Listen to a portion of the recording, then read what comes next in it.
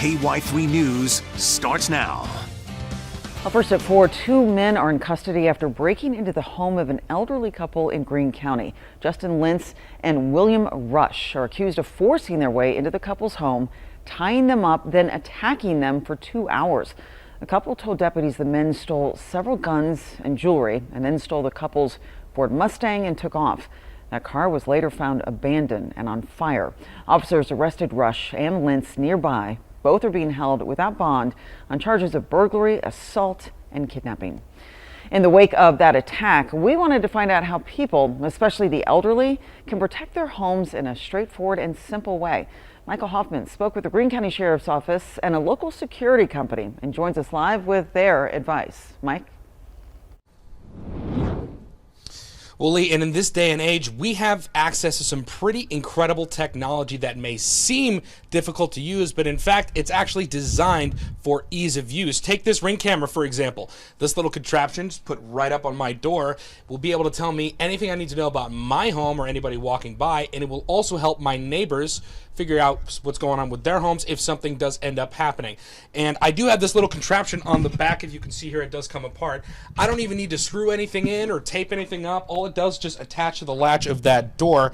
Now, I spoke with the Greene County Sheriff's Office as well as that security company. They gave me some really great tips on how you can keep yourself and your property safe.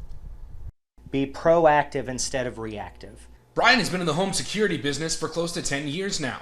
He says there are high-tech devices out there for those of us who aren't tech-savvy.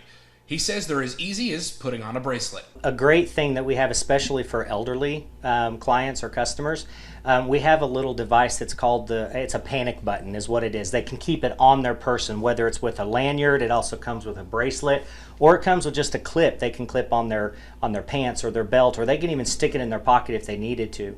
But they can actually press and hold that button when they're in duress. Paige Rippey with the Greene County Sheriff's Office says the first step is to be situationally aware. Pay attention to your neighborhood. Pay attention to who's driving around, who's driving past your house. I'm not saying you have to sit outside your house all day long and just see what's going on, but just be vigilant, pay attention. Blankenship says if you are willing to pay for a security system but don't know where to start, ask the pros for help installing. You have a professional installation, which means the installation is done the correct way. Deputy Rippey says if you do have elderly neighbors, make sure to introduce yourself in case something does happen. If you do have one of those neighbors that's elderly, check on them. You know, maybe introduce yourself to them and say, hey, I live here, you know, I do this or whichever. Here's my phone number in case something happens. At the end of the day, the best way to protect yourself is to do it before something happens. It's so important so that something like this can be prevented.